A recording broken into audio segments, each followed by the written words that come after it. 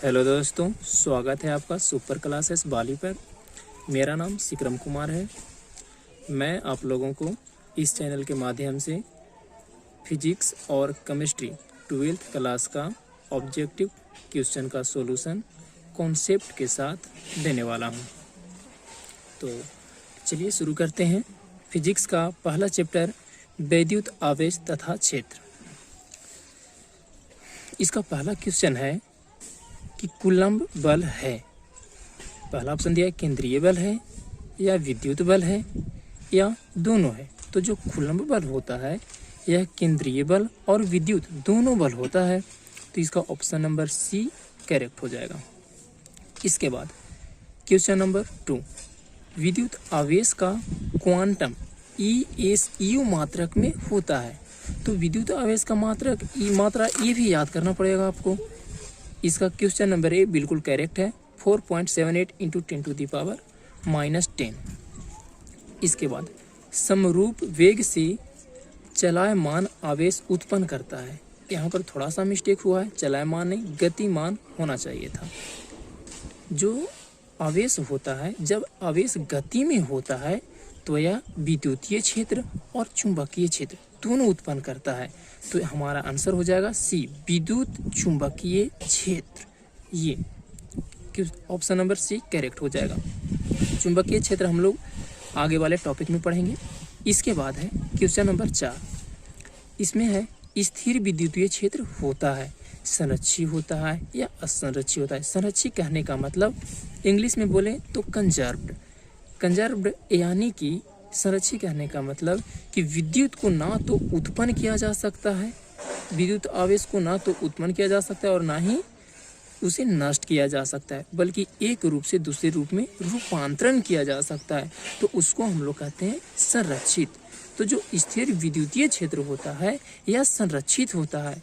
इसे ना तो उत्पन्न किया जा सकता है और ना ही नष्ट किया जा सकता है। तो चलिए इसके बाद आगे हम लोग चलते हैं क्वेश्चन नंबर 5 में। यह कहता है कि एक कूलम्ब आवेश बराबर होता है, कितने का बराबर होता है? तो ऑप्शन नंबर ए बिल्कुल सही है, 3 × 10⁹ ESU के बराबर होता है। ये आपको याद करना पड़ेगा। अगला क्वेश्चन नंबर है 6 में कहता है कि इलेक्ट्रॉन का विशिष्ट आवेश कितना होता है। तो हम लोग इसका विशिष्ट आवेश निकाल सकते हैं। तो विशिष्ट आवेश इक्वल टू फार्मूला होता है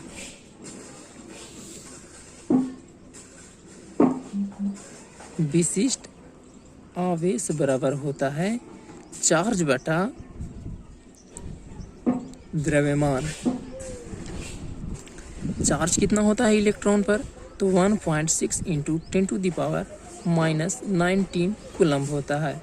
और इस पर चार्ज मास इसका कितना होता है, द्रव्यमान कितना होता है?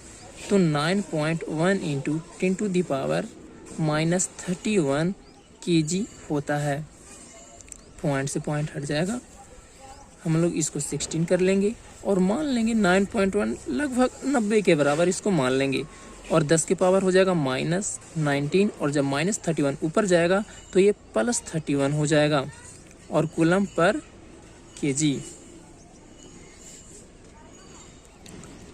इसके बाद हम लोग कर लेंगे 16/90 और इंटू 10⁻⁴ हो जाएगा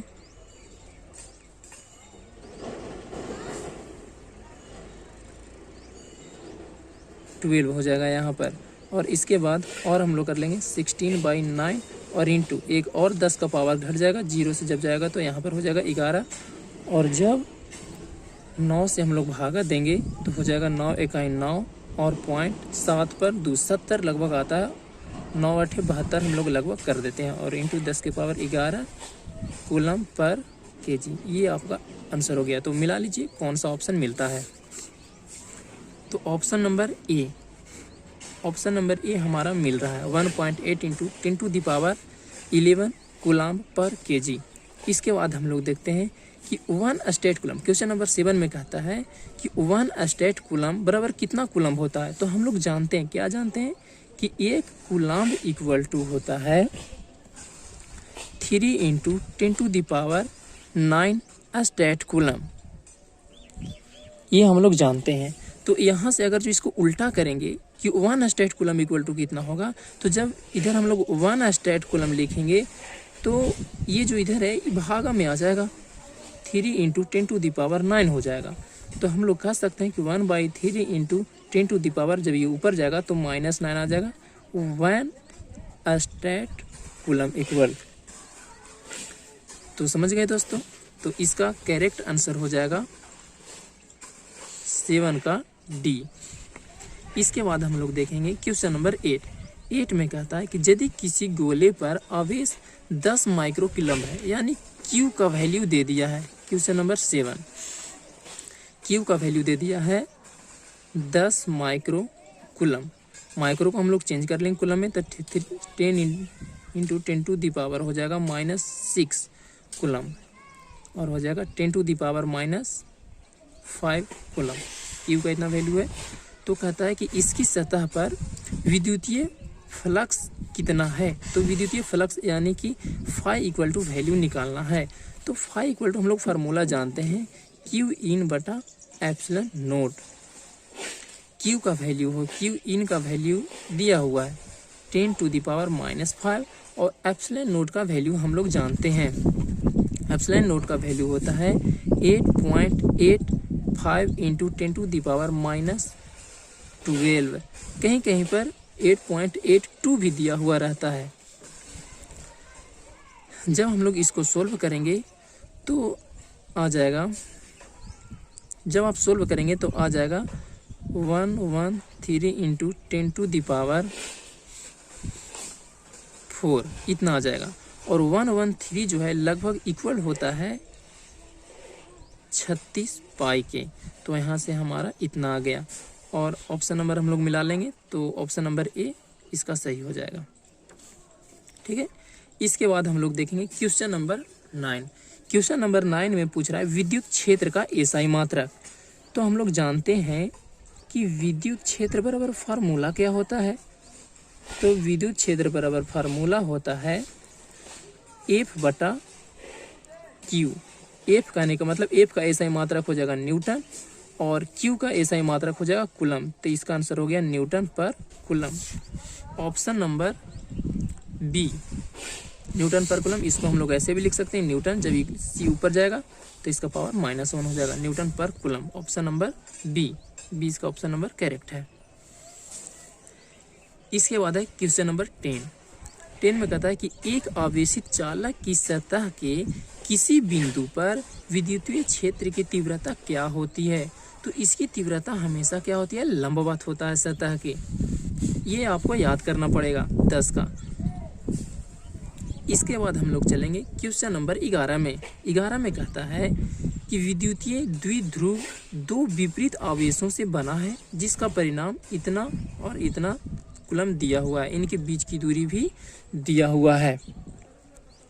हम लोग जानते हैं कि विद्युतीय द्विध्रुव इक्वल टू एक फार्मूला होता है, विद्युतीय द्विध्रुव इक्वल टू फार्मूला होता है Q × 2L। विद्युतीय द्विध्रुव को इंग्लिश में कहते हैं इलेक्ट्रिक डायपोल मोमेंट,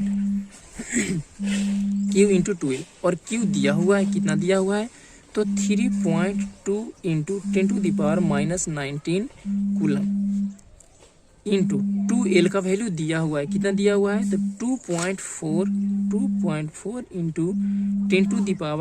10⁻−10 मीटर, इतना दिया हुआ है।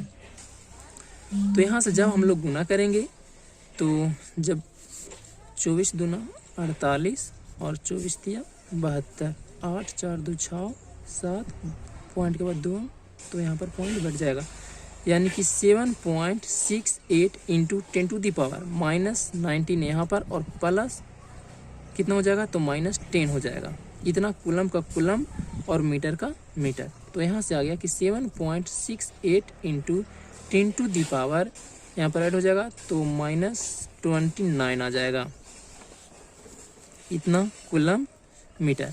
ऑप्शन नंबर देख लेंगे, option number B is correct, 7.68 × 10⁻−29 coulomb meter. आप समझ गए होंगे। तो चलिए इसके बाद हम लोग अगला क्वेश्चन की ओर चलते हैं। क्वेश्चन नंबर इसका B, option number B correct है। तो इसके बाद हम लोग चलते हैं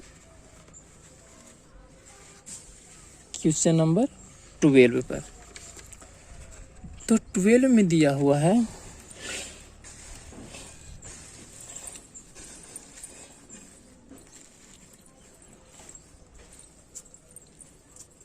क्वेश्चन नंबर 12 में है एम्पियर घंटा मात्रक है किसका? शक्ति का, आवेश का, ऊर्जा का या विभवांतर का? तो आवेश का बिल्कुल सही है। क्यों? क्योंकि Q बराबर हम लोग फार्मूला जानते हैं I इंटू टी। आई क्या है? एम्पियर है, इसे एम्पियर से मेजर किया जाता है, और टी जिसे आवर से मेजर किया जाता है। तो एम्पियर आवर किसका मात्रक हो गया? आवेश का मात्रक हो गया। इसका option number B is correct है। इसके बाद हम लोग देखते हैं क्वेश्चन नंबर 13 में कहता है कि P आघूर्ण वाला एक विद्युत द्विध्रुव ई तीव्रता वाले विद्युतीय क्षेत्र में रखा जाए तो उस पर लगने वाला टॉर्क होगा। तो टॉर्क इक्वल टू हम लोग एक फार्मूला जानते हैं। क्या जानते हैं? तो vector B P cross vector E, और ये फार्मूला होता है, आपको याद करना पड़ेगा। ये क्वेश्चन नंबर 14, इसमें कुछ एरर लग रहा है तो इसे हम छोड़ देते हैं। क्वेश्चन नंबर 15 को ध्यान से देखिए। क्वेश्चन नंबर 15 में कहता है कि किसी आवेशित खोखले गोलाकार चालक के भीतर विद्युतीय तीव्रता का मान होगा। इसमें खोखले गोलाकार चालक कह रहा है, तो खोखला अगर जो कोई गोलाकार चालक रहेगा तो हम लोग जानते हैं कि अगर जो खोखला गोलाकार चालक है तो अगर जिसमें हम लोग चार्ज डालेंगे तो वो कहाँ पर आ जाएगा? इसके सतह पर आ जाता है। अंदर में कोई भी चार्ज नहीं रहता है। कहने का मतलब अंदर में Q का वैल्यू 0। तो जब Q 0 हो जाएगा तो इसमें हम लोग जानते हैं कि विद्युत तीव्रता जो होता है, फ्लक्स का जो मान होता है वो होता है Q इन बटा एप्सिलॉन नोट। और जब इसी का वैल्यू 0 हो गया तो 0 में किसी से भी भागा देंगे तो किसकी इक्वल हो जाएगा? 0 की इक्वल हो जाएगा। कहने का मतलब कि खोखला गोलाकार चालक के अंदर में विद्युतीय तीव्रता का मान क्या हो जाएगा? 0 हो जाएगा। इसका option number C is correct. समझ गए होंगे आप इसका कॉन्सेप्ट भी। इसके बाद है क्वेश्चन नंबर 16 में कहता है कि एक आवेशित चालक, यहाँ पर ठोस छूट गया है, तो एक आवेशित चालक का क्षेत्र आवेश घनत्व दिया हुआ है, सिग्मा है, तो इसके पास विद्युत क्षेत्र का मान क्या होगा? तो ठोस चालक के लिए हम लोग एक फार्मूला जानते हैं। अंदर में तो ठोस चालक का 0 होता है, लेकिन अगर जो समीप में कहेगा तो कहने का मतलब उसके सतह पर, तो हम लोग इसमें जानते हैं कि इलेक्ट्रिक फील्ड का वैल्यू होता है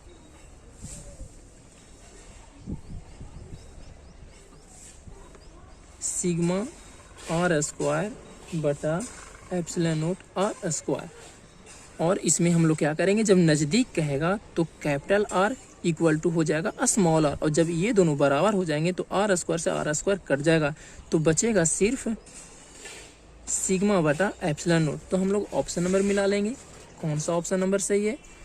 तो इसका हो जाएगा option number B, sigma by epsilon note.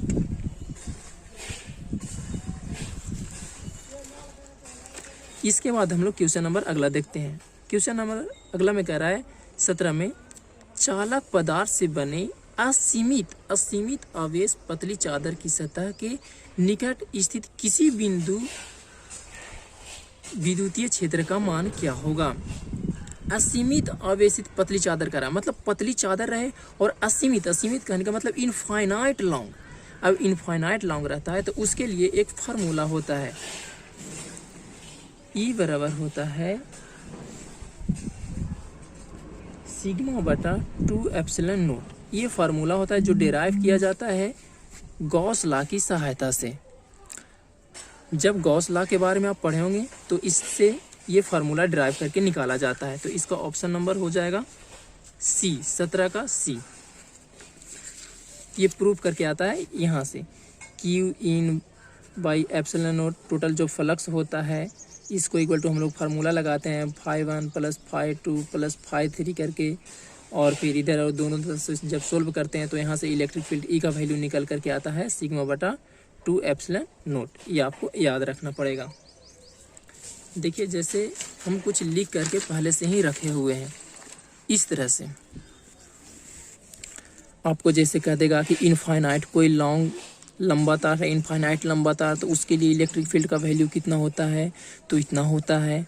अगर जो खोखला चालक कहे, चाहे अचालक कहे या ठोस चालक कहे, तो उसका फार्मूला ये होता है, अंदर में इलेक्ट्रिक फील्ड का वैल्यू 0 और बाहर में क्या होता है, तो सिग्मा आर बटा एप्सिलॉन नॉट आर, ये होता है। उसी तरह से ये देखिए, यही था आपका क्वेश्चन नंबर 17 जो था, वो पतला सीट की बात किया था, तो यही पतला सीट है।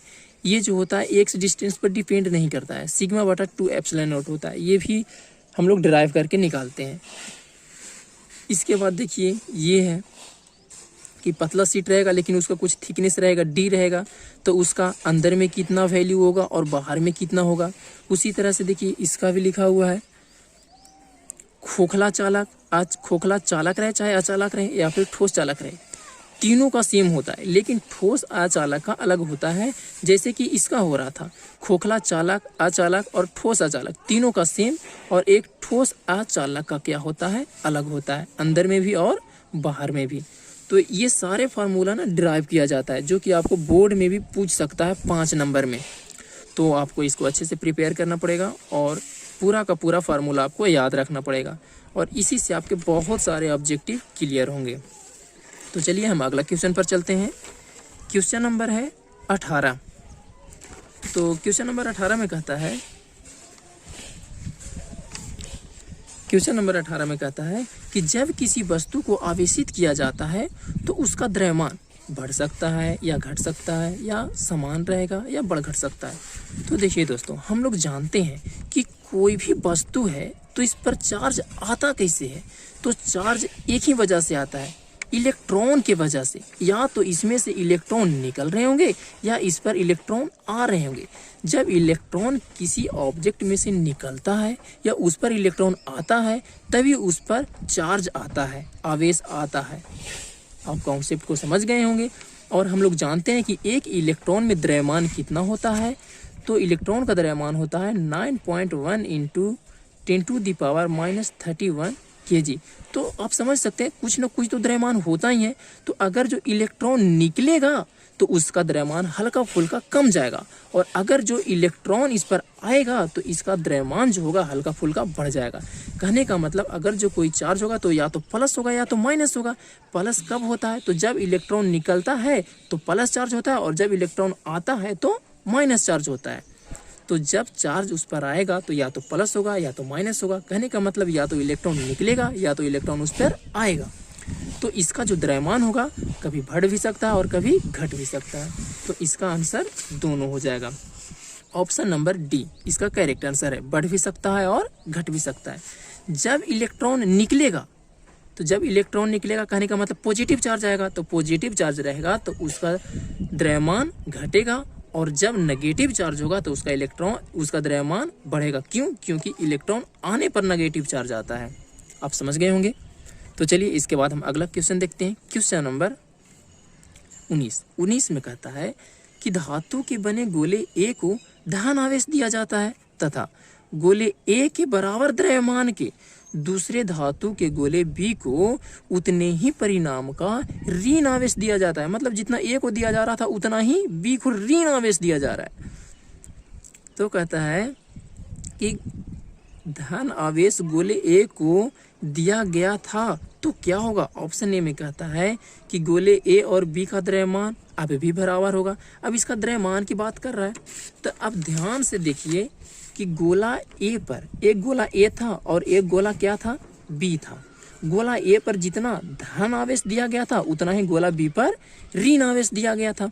धन आवेश कहने का मतलब कि इसमें से इलेक्ट्रॉन बाहर की ओर निकलेंगे, और ऋण आवेश कहने का मतलब इस पर इलेक्ट्रॉन आएगा। अब इलेक्ट्रॉन बाहर निकल रहा है, इसका मतलब इसका द्रव्यमान कुछ न कुछ घटेगा, और इस पर इलेक्ट्रॉन आ रहा है तो इसका द्रव्यमान कुछ न कुछ क्या होगा, बढ़ेगा। तो आप समझ सकते हैं गोला बी के बारे में पूछ रहा था, तो हम लोग कहेंगे कि गोला बी का द्रव्यमान क्या हो जाएगा, बढ़ जाएगा। देखिए गोला बी का द्रव्यमान अगर इस पर इलेक्ट्रॉन आएगा तो क्या हो जाएगा, बढ़ जाएगा। जब माइनस चार्ज देंगे तो इलेक्ट्रॉन इस पर आएगा, और जब इलेक्ट्रॉन आएगा तो इसका द्रव्यमान बढ़ेगा। हम उम्मीद करते हैं आप समझ गए होंगे। चलिए तो इसके बाद हम अगला क्वेश्चन की तरफ पढ़ते हैं। क्वेश्चन नंबर है 20। 20 में कहता है कि आवेश के पृष्ठ घनत्व का मात्रा क्या है। पृष्ठ घनत्व बोल रहा है। अब समझिए यहाँ पर पृष्ठ कह रहा है पृष्ठ, तो तीन चीज होता है। कभी कह देगा यूनिट लेंथ चार्ज, फिर कहेगा यूनिट एरिया चार्ज,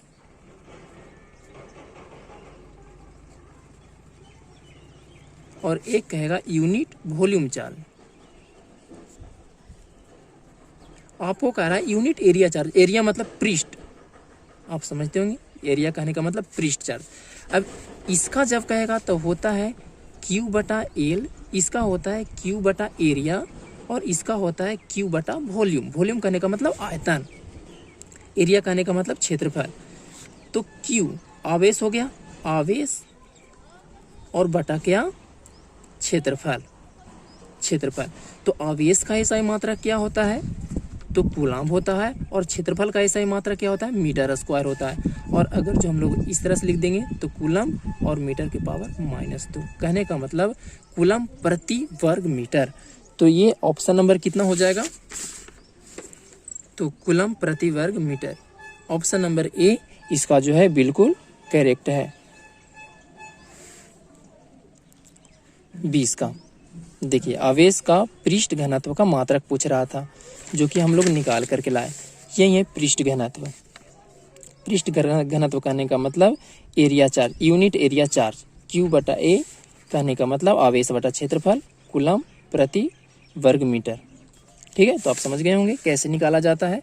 जो भी एसआई मात्रक निकाला जाता है उसके फार्मूला के मदद से निकाला जाता है। अगर जो आपको फार्मूला याद है तो आप उसका एसआई मात्रक बहुत ही आसानी से निकाल सकते हैं। अगला क्वेश्चन कहता है कि किसी गोलीय पृष्ठ के अंदर Q आवेश रखा गया है। पृष्ठ के अंदर में रखा गया है Q आवेश, तो संपूर्ण पृष्ठ से निकलने वाला विद्युत फ्लक्स कितना होगा। तो हम लोग जानते हैं कि विद्युत फ्लक्स जो टोटल विद्युत फ्लक्स होता है वो कितना होता है, तो वो होता है Q/ε0। ये हम लोग को कौन बताए थे, तो गॉस महोदय बताए थे कि अगर जो कोई भी बंद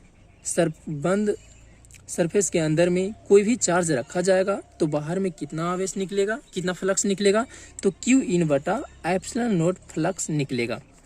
और अंदर में चार्ज इसमें दे दिया है, कितना चार्ज दिया है, तो +Q दिया है। तो हम लोग कहेंगे कि Q के जगह पर हो जाएगा +Q और ε0 का ε0। तो हम लोग देखते हैं अब ऑप्शन नंबर कौन सा मिलता है। तो देखिए Q/ε0, तो Q/ε0, option number B is correct. ठीक है, तो आपको यहाँ तक समझ में आ गया होगा। अगला क्वेश्चन है आपका क्वेश्चन नंबर 22। 22 में कहता है दो चार्ज दिया हुआ है, Q1 = +10 माइक्रोकूलम्ब और Q2 = -10 माइक्रोकूलम्ब। माइक्रो को हटा लेना है, तो 10 × 10⁻6 होता है। 1 माइक्रोकूलम्ब में तो इतना कूलम्ब हो गया। कहने का मतलब 10⁻5 कूलम्ब हो जाएगा। और ये उसी तरह से -10⁻5 कूलम्ब हो जाएगा। फिर इसमें पूछ रहा है कि दो बिंदु के आवेश को परस्पर 40 सेंटीमीटर की दूरी पर रखा गया है, यानी कि R बराबर दे दिया है 40 सेंटीमीटर। और जब भी हम लोग कोई न्यूमेरिकल बनाते हैं तो एसआई यूनिट में उसका मान रखते हैं। तो 4 सेंटीमीटर कहने का मतलब कि 0.4 मीटर। जब इसको मीटर में बदलेंगे तो 100 से भागा दे देंगे, ये हो जाएगा। इसके बाद पूछ रहा है निकाय का वैद्युत स्थितिज ऊर्जा। स्थितिज ऊर्जा U बराबर होता है कि Q1 Q2/R। तो K का वैल्यू हम लोग जानते हैं 9 × 10⁹ गुने Q1 दिया हुआ है 10⁻⁻5, Q2 दिया हुआ है -10⁻⁻5/R। R दिया हुआ है 0.4 मीटर। तो इसके बाद 9/8 0.4 हो जाएगा और गुने 10 के पावर ये हो गया 9 और ये माइनस बाहर निकल जाएगा, -5 -10 हो गया। पॉइंट हटाने के लिए एक जीरो देंगे, पॉइंट हटा देंगे, 90/4 हो जाएगा और गुने 10 के पावर -1 हो जाएगा। ये जीरो और -1 ख़त्म हो जाएगा, यानी कि -9/4 बचेगा। इसके बाद इसको पॉइंट में बदल देंगे तो -4 दूना की 8, 0.1 पर 0, 4 दूना की 8, 2 पर 0, इतना जुड़ा हमारा आंसर। तो ऑप्शन नंबर मिला लेंगे, इसका ऑप्शन नंबर सी करेक्ट है, तो इसका हो जाएगा सी। आंसर में दिया हुआ है लेकिन ए सही नहीं है, इसका आंसर सी होगा। अगला क्वेश्चन है क्वेश्चन नंबर 23।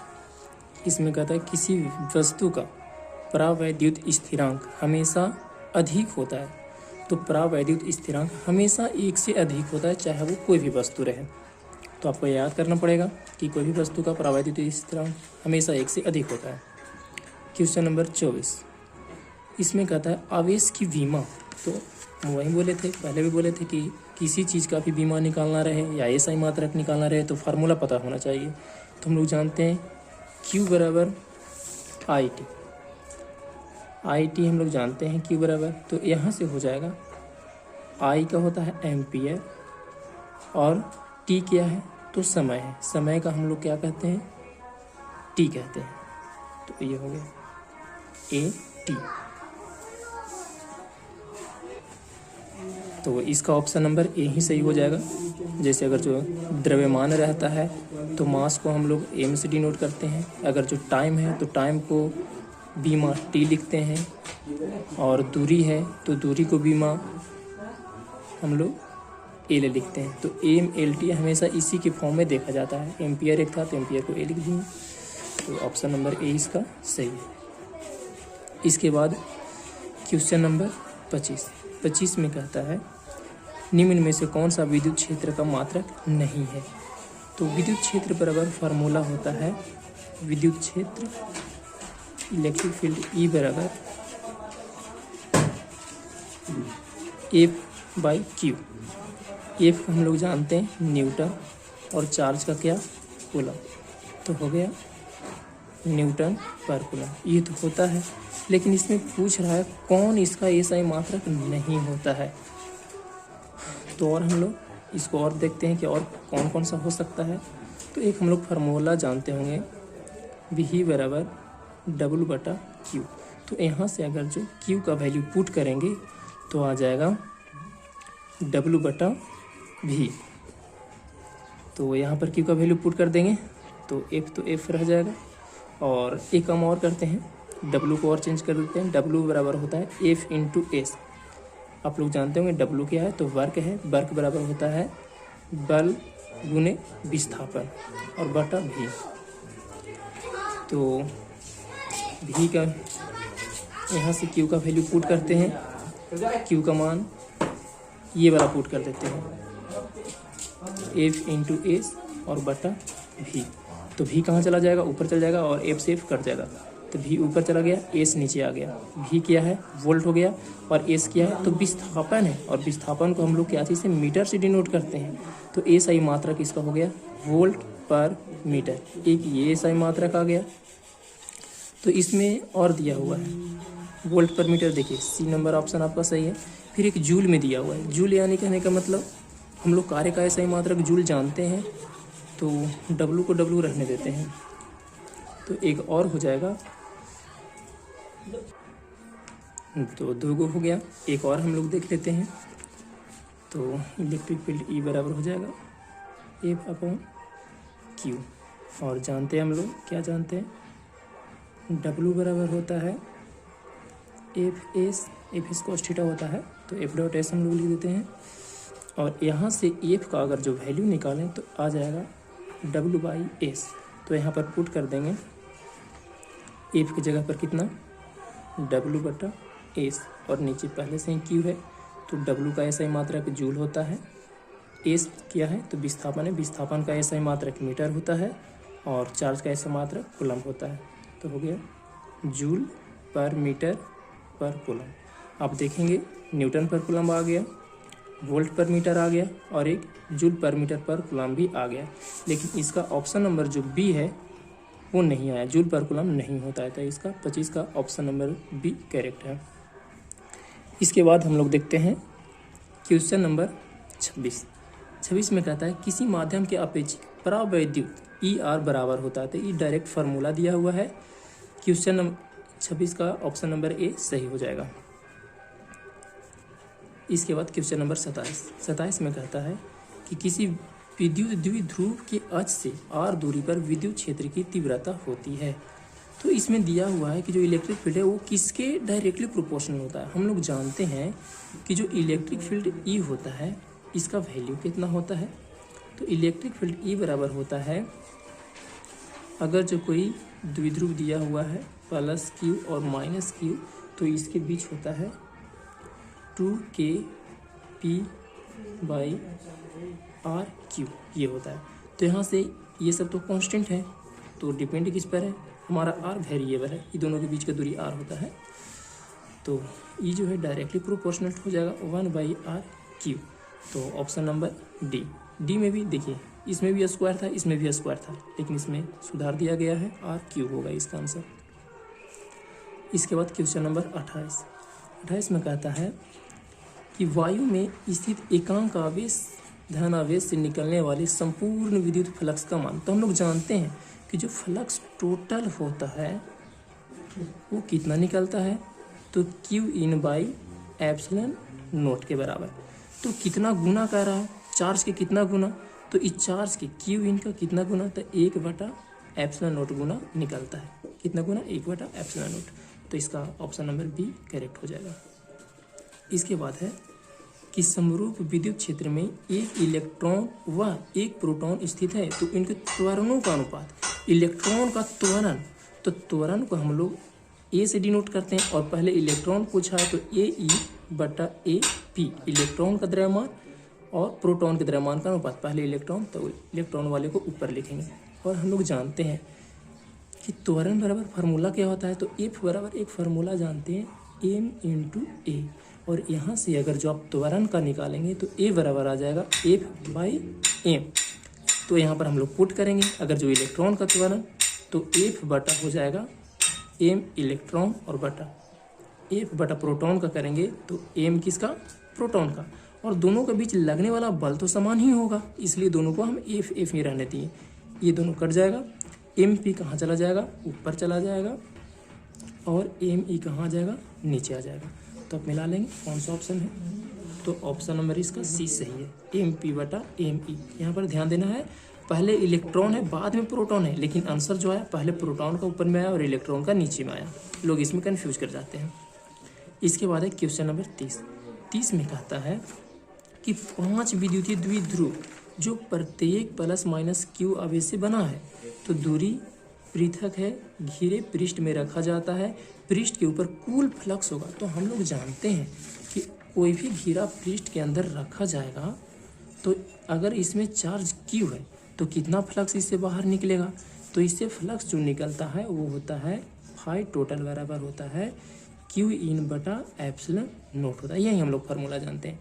लेकिन यहाँ पर दिया है कि वैद्युत द्विध्रुव है, और जो भी वैद्युत द्विध्रुव रहता है वो +Q और -Q से मिलकर के बना हुआ रहता है। तो अब ये 1 गो रहे या 2 गो रहे या 5 गो रहे या 10 गो रहे, ध्यान से देखिए, +Q और -Q मिल करके आपस में क्या हो जाएंगे, 0 हो जाएगा, मतलब कि इस पर कोई चार्ज है ही नहीं। तो जब अंदर में चार्ज 0 तो Q इनका वैल्यू कितना, 0/ε0। तो इसका आंसर भी क्या आ जाएगा, 0 आ जाएगा, 0 आ जाएगा। तो इसका ऑप्शन नंबर डी बिल्कुल सही है।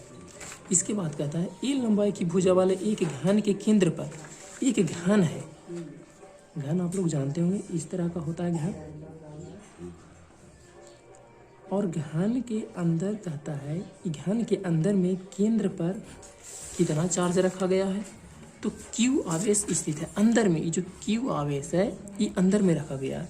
तो कहता है कि किसी एक पृष्ठ से निकलने वाला विद्युत फ्लक्स की मात्रा, एक फ्लक्स, कोई भी एक फ्लक्स से कितना एक सतह से कितना विद्युत फ्लक्स निकलेगा। तो हम लोग जानते हैं कि इसमें टोटल कितने सतह होते हैं, तो टोटल 6 सतह होते हैं और इससे कितना विद्युत फ्लक्स निकलेगा। तो फाई बराबर हम लोग जानते हैं फार्मूला Q/ε0। तो ये जो फाई है ये टोटल फाई है ना, और अंदर में कितना चार्ज है तो Q है और अपॉन ε0। लेकिन ये तो टोटल फ्लक्स निकला, तो टोटल फ्लक्स क्या सतह से निकल रहा है, तो ये 6 सतह से इतना टोटल फ्लक्स निकल रहा है। तो पूछ रहा है एक सतह से कितना निकलेगा, तो हम लोग क्या करेंगे 6 इधर भागा में आ जाएगा, एक एक नियम आप लोग जानते हो। तो Q/6ε0 ऑप्शन नंबर इसका मिला लेंगे, Q/6ε0। तो हो गया 31 का ऑप्शन नंबर 20 सही है। इसके बाद कहता है क्वेश्चन नंबर 32 में कि दो सजातीय व बराबर आवेश Q को मिलाने वाली रेखा के बीच में एक अन्य आवेश Q रखने पर निकाय संतुलित हो जाता है, तो Q का मान क्या होगा। कहने का मतलब है कि एक प्लस Q चार्ज है, दो सजातीय है, दोनों का दोनों सेम चार्ज है, ये प्लस तो ये प्लस, ये माइनस तो ये भी माइनस, और दोनों के एकदम बीच में, दोनों के बीच की दूरी मान लेते हैं कितना है R है दोनों के बीच की दूरी, और कहता है कि इन दोनों के बीच में एक चार्ज स्मॉल q रख दिया गया है।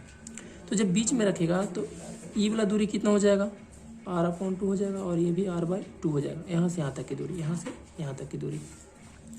तो कहता है कि जब इस q को यहाँ पर बीच में रखते हैं तो निकाय जो है संतुलित है। कहने का मतलब पहले जितना बल लग रहा था अभी उतना ही लगेगा। कहने का मतलब ये दोनों के बीच लगने वाला बल और ये दोनों के बीच के लगने वाला बल को अगर जो ऐड करेंगे तो वो कितने के बराबर आएगा 0। संतुलित कहता है तो जो एफ नेट होता है, टोटल फोर्स लगता है वो 0 लगता है। एफ नेट कहने का मतलब जो पहले वाला लग रहा था एफ कैपिटल क्यू, दोनों कैपिटल क्यू के बीच वाला, प्लस एफ कैपिटल क्यू और स्मॉल क्यू के बीच लगने वाला, दोनों को अगर जो जोड़ेंगे तो कितना आएगा 0 के बराबर आएगा। हम लोग एफ बराबर फार्मूला जानते हैं के Q1 Q2, तो कैपिटल क्यू और स्मॉल क्यू नहीं दोनों कैपिटल क्यू अपॉन R² तो बीच की दूरी तो यही है दोनों के बीच की दूरी, तो हो जाएगा R² प्लस के Q1, तो Q1 तो हो जाएगा कैपिटल क्यू और इंटू Q2, तो Q2 अब क्या हो जाएगा स्मॉल क्यू, और दोनों के बीच की दूरी तो R/2 है क्योंकि बीच में रखा गया था तो R/2 होगा, तो R/2 का क्या स्क्वायर और इक्वल टू 0।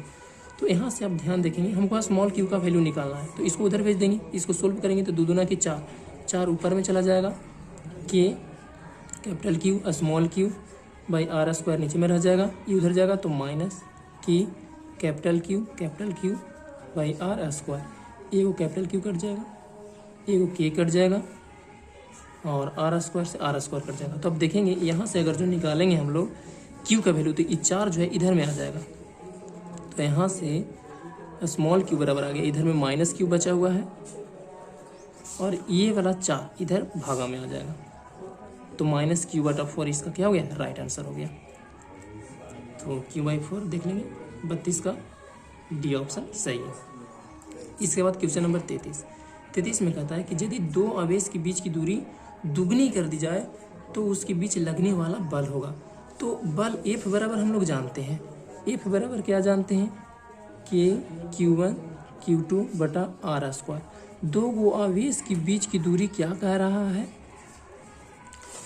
दुगनी कर दी जाए, पहले से R था और अब कर दिया जाए दुगना। अगर जो इसको R की जगह पर 2R कर देंगे तब क्या हो जाएगा, तो देखिए के Q1 और Q2 बाई R की जगह पर कर देंगे 2R, तक 2R का स्क्वायर हो जाएगा, तो हो जाएगा के Q1 Q2 बटा 4R²। पहले से देखिए ये पहले जितना है और ये 4 क्या आ गया भागा में आ गया, मतलब कि पहले से 1/4 गुना हो जाएगा।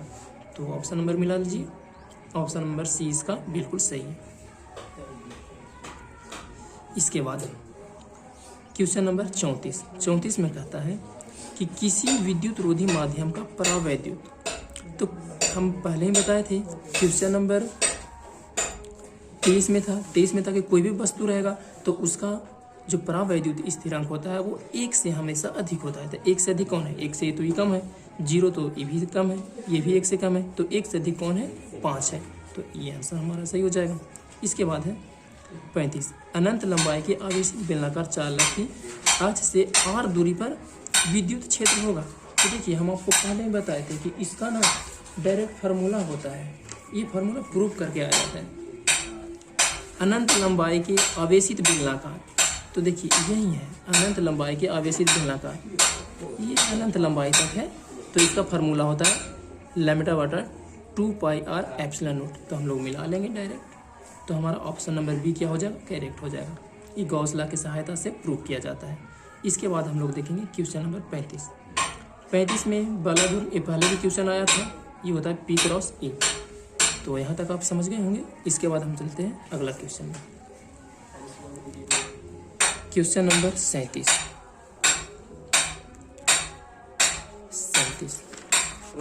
तो 37 में कहता है किसी आवेशित समतल चादर के नजदीक विद्युत तीव्रता E का मान होगा। समतल चादर, देखिए इसका भी फार्मूला, जो इतना फार्मूला इससे आपका बहुत सारा ऑब्जेक्टिव आएगा। तो यही है समतल पतला चादर। पतला चादर E बराबर क्या फार्मूला होता है, सिग्मा बटा 2 एप्सिलॉन नॉट। तो देखिए इसमें कौन सा ऑप्शन मिल रहा है, सिग्मा बटा 2 एप्सिलॉन नॉट, डायरेक्ट आंसर 37 का बी। ठीक है, आपको समझ में आ गया होगा। इसके बाद 38 नंबर क्वेश्चन। 38 में कहता है किसी आवेशित चालक के नज़दीक विद्युत तीव्रता E का मान होगा। कोई आवेशित चालक है, तो चालक जो होता है वो कैसा चालक होता है, तो कोई भी चालक होता है वो बेलनाकार चालक होता है, समझ गए कि नहीं। तो बेलनाकार के लिए देखिए ये है बेलनाकार आपको दिख रहा होगा।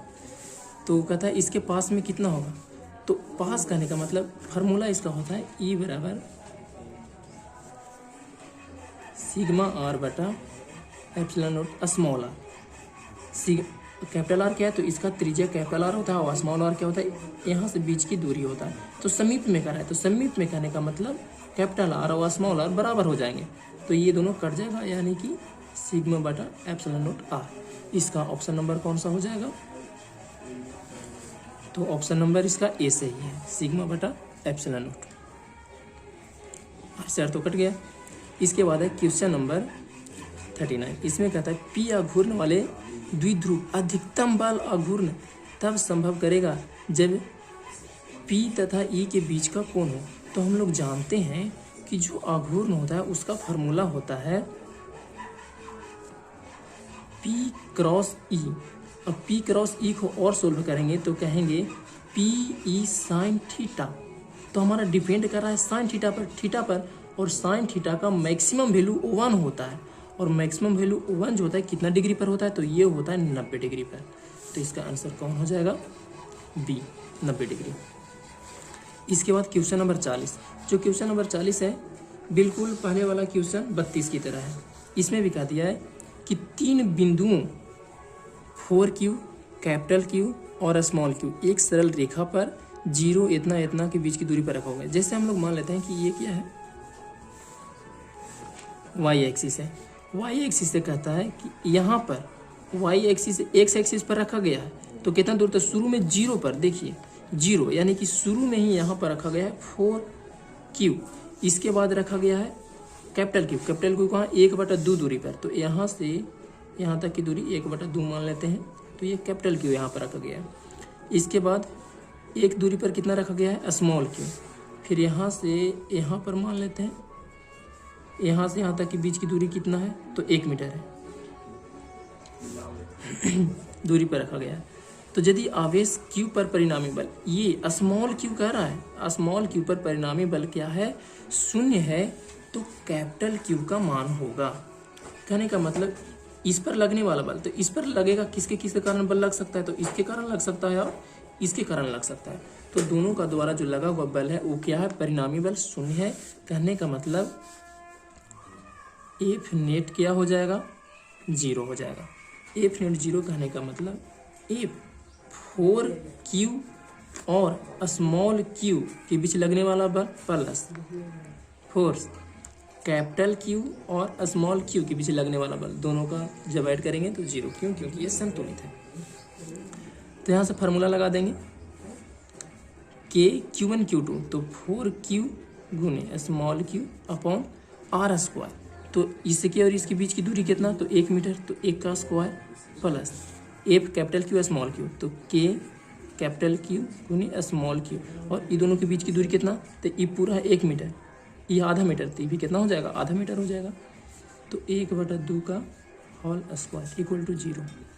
यहाँ पर पूछ रहा था कैपिटल क्यू का मान, कैपिटल क्यू का मान क्या होगा। तो हम लोग क्या करते हैं कि इसको उधर भेज देते हैं, कैपिटल क्यू को इधर रहने देते हैं। तो हो जाएगा कैपिटल के क्यू स्मॉल क्यू बाई, इसको जब स्क्वायर करेंगे तो 1/4 हो जाएगा, बराबर ये उधर जाएगा तो माइनस में आएगा, माइनस के 4Q गुने Q और बटा 1। अब ध्यान से देखिए, स्मॉल क्यू से स्मॉल क्यू कट जाएगा, के से के कट जाएगा, और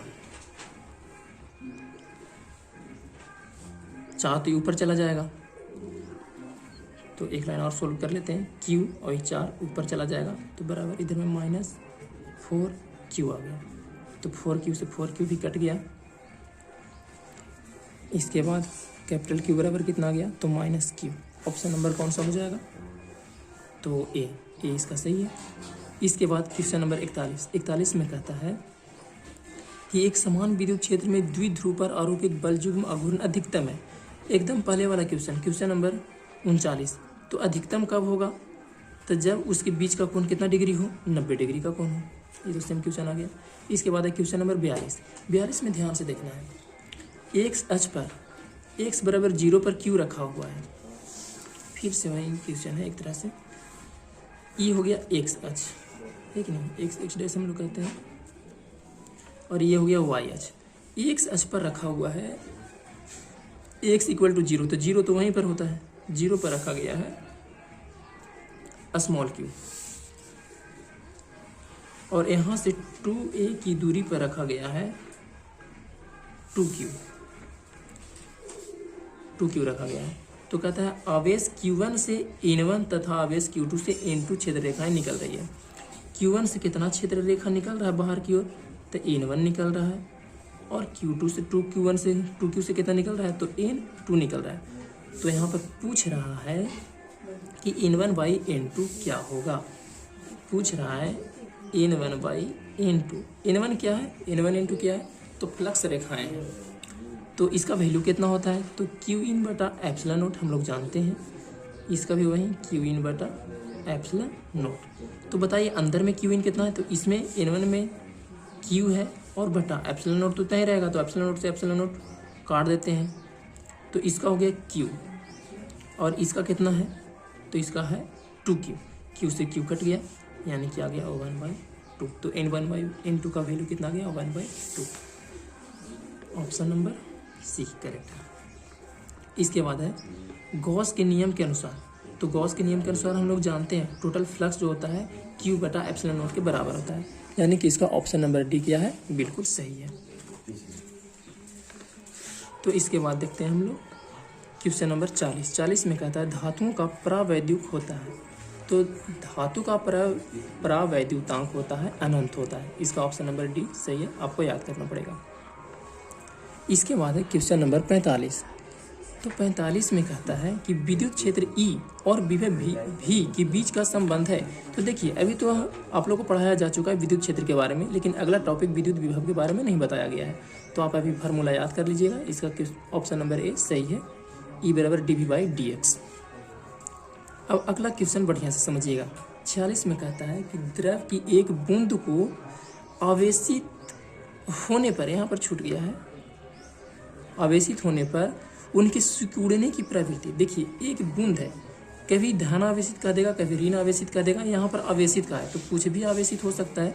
तो मान लिए कि एक क्या है, पानी की बूंद है, मान लिए कि ये धन आवेशित हो गया, चाहे तो धन होगा या तो ऋण होगा, दोनों में से तो एक ही ना होगा, तो धन आवेशित हो गया। तो हम लोग जानते हैं कि प्लस प्लस एक दूसरे को क्या करते हैं, दूर हटाते हैं, या माइनस माइनस भी एक दूसरे को क्या करते हैं, दूर हटाते हैं, मतलब रिपेल करेगा। अगर जो एक प्लस और एक माइनस रहता तब ना ये अट्रैक्ट करता। अब सब क्या है, प्लस प्लस प्लस है, सब एक दूसरे को फैलाएगा, कहेगा हटो हटो हटो, दूर हटो दूर हटो। तो जब ये फैलेगा तो इसका आकार जो होगा धीरे धीरे क्या होने लगेगा, बढ़ने लगेगा, चाहे तो ये प्लस रहे या तो ये माइनस रहे। अगर जो सेम आवेशित है तो उसका आकार क्या होगा, बढ़ेगा। क्यों बढ़ेगा? क्योंकि सेम चार्ज एक दूसरे को क्या करते हैं, तो प्रतिकर्षित करते हैं, फैलाते हैं, दूर भगाते हैं। तो इसका आंसर हो जाएगा, देखिए लेकिन कह रहा है सिकुड़ने की प्रवृत्ति, फैलने की प्रवृत्ति तो बढ़ रहा है, लेकिन सिकुड़ने मतलब छोटा होने की प्रवृत्ति क्या हो रही है, तो घट रही है। तो 46 का हो जाएगा बी। आप समझ गए होंगे। इसके बाद है 47, फ्लक्स घनत्व का मात्रक होता है। तो ये आपको याद करना पड़ेगा कि फ्लक्स घनत्व का मात्रक टेस्ला होता है। एप्सिलॉन नॉट की बीमाएं, तो एप्सिलॉन नॉट की बीमाएं आप निकाल सकते हैं। किससे निकाल सकते हैं? तो फार्मूला हम लोग जानते हैं कि एफ बराबर होता है 1/4 पाई एप्सिलॉन नॉट और गुने Q1 Q2 by are square. देखिए ये 4 पाई तो कांस्टेंट है, एफ का जानते हैं हम लोग, क्या जानते हैं बीमा, MLT-2। अगर जो नहीं पता है तो आप निकाल भी सकते हैं। किससे? तो फार्मूला की मदद से। यहाँ पर Q1 Q2 क्या हो गया, कूलम्ब स्क्वायर हो गया, नीचे में एप्सिलॉन नॉट हो गया, और आर स्क्वायर, आर कहने का मतलब मीटर की पावर 2। अब एप्सिलॉन नॉट इधर में आएगा तो यहाँ पर क्या हो जाएगा, ये नीचे में आ जाएगा। कूलम्ब स्क्वायर तो नीचे में हो गया। चार्ज का हम लोग जानते हैं बीमा कितना होता है, IT होता है बीमा, और बटा क्या आ जाएगा, तो MLT-2 नीचे में आ गया, और मीटर स्क्वायर, मीटर को हम लोग क्या L2 से डिनोट कर देंगे, मीटर को L लिखते हैं तो L2 हो गया। चलिए देखिए यहाँ पर देख लीजिए epsilon naught equal to charge यानी कि IT स्क्वायर था तो स्क्वायर यहाँ पर हो गया। इसके बाद जो बल था MLT-2 नीचे में आ गया, फिर मीटर स्क्वायर तो नीचे में ही था तो मीटर को L लिखते हैं तो L स्क्वायर नीचे में हो गया। तो देखिए M तो एक ही को है तो M ऊपर जाएगा तो M का पावर -1, L का एक यहाँ और 2 यहाँ 3 गो, जब ऊपर जाएगा तो L की पावर -3 हो गया, और T का 2 गो नीचे है और 2 गो ऊपर में है, तो जब ऊपर में जाएगा तो 2 और माइनस नीचे में, तो ये ऊपर जाएगा तो +2 हो जाएगा, और एक I बच गया तो I को I लिख देंगे, तो हो गया M-1 L-3 T का पावर 4 हो गया और I हो गया। ये आया किसका बीमा, तो एप्सिलॉन नॉट का बीमा आया। तो हम लोग मिला लेंगे ऑप्शन नंबर 20 का करेक्ट है। देखिए M-1 तो M-1 है, L के पावर -3 T का पावर 4 और I कहें या A कहें, एम्पियर है, विद्युत धारा को A से हम लोग डिनोट करते हैं तो A लिख सकते हैं इसको। ऑप्शन नंबर 20 का करेक्ट हो गया। इसके बाद है इलेक्ट्रॉन पर आवेश बराबर होता है, तो कितने के बराबर, सब लोग जानते हैं 1.6 × 10⁻⁻19 कूलम के बराबर होता है। इसके बाद क्वेश्चन नंबर 50 में है आवेश का एसआई मात्रक, तो आवेश का एसआई मात्रक आप जानते हैं क्या होता है, कूलम होता है। Option number D is correct. अब यहाँ पर आपका 50 ऑब्जेक्टिव पूरा क्लियर हो चुका है। तो अब इसके बाद अगला वीडियो में 50 ऑब्जेक्टिव हम और डाल देंगे। और देखिए ये फार्मूला जो है ना बहुत इम्पोर्टेंट है, इस फार्मूला को ज़रूर याद कर लीजिएगा। इस फार्मूला में कम से कम इस फार्मूला से बहुत सारे क्वेश्चन 10-15 क्वेश्चन तो ज़रूर इसमें ऑब्जेक्टिव में मिलेंगे।